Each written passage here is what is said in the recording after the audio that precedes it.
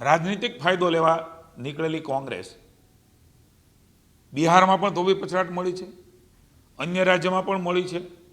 કુલ મળીને 21 રાજ્યોમાં એનડીએની સરકાર છે, જેમાં 2 કેન્દ્રશાસિત પ્રદેશ પણ આવી જાય છે.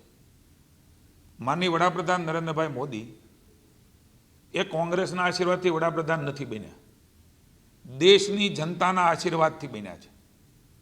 ત્રીજી વાર દેશની જનતાએ અને ગુજરાતમાં 30 વર્ષથી કોંગ્રેસને સત્તાની બહાર રાખી છે. 3 લોકસભામાં એના શું હાલ થયા છે આપ સૌ જાણો છો.